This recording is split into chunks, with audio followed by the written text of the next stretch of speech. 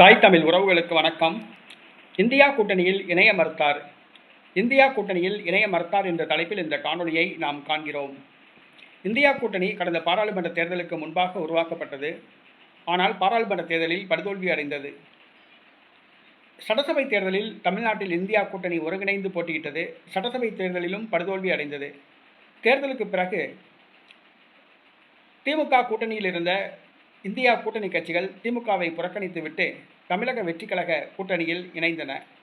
இதன் காரணமாக திமுக அகில இந்திய அளவில் இந்தியா கூட்டணியிலிருந்து வெளியேறிவிட்டது. தற்பொழுது இந்தியா கூட்டணியில் காங்கிரஸ், மார்க்சிஸ்ட் கம்யூனிஸ்ட் கட்சி, இந்திய கம்யூனிஸ்ட் கட்சி, மதிமுக, விடுதலை சிறுத்தை கட்சி ஆகியவை உள்ளன. ஆனால் இந்த கட்சிகள் தமிழகத்தில் தமிழக வெற்றி கழகத்துடன் கூட்டணியில் உள்ளன. பாராளுமன்ற தேர்தலுக்கு இன்னும் 2.5 ஆண்டு காலம்தான் உள்ளது. தற்பொழுதே பாஜக பிரச்சாரத்தை துவக்க திட்டமிட்டுள்ளது. இந்த சூழ்நிலையில் இந்தியா கூட்டணியில் தமிழக வெற்றி கழகத்தை இணைக்க காங்கிரஸ் பேச்சுவார்த்தை நடத்தியது. தமிழக வெற்றி கழகம் இணையும் என்று எதிர்பார்த்தது. ஆனால் தமிழக வெற்றி கழகம் இந்தியா கூட்டணியில் இணைவது பற்றி எந்த ஒரு பேச்சும் தகவலும் தெரிவிக்கவில்லை. மௌனம் சாதிக்கிறது.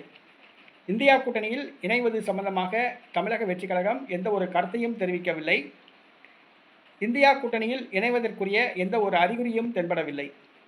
வருகிற பாராளுமன்ற தேர்தலில் இந்தியா கூட்டணியில் இணைந்து தேர்தலை சந்தித்தால் தமிழக வெற்றி கழகம் மண்ணை கவ்வும். அடுத்ததாக பிரதமர் பதவி வேட்பாளராக விஜய் நிறுத்தப்பட மாட்டார்.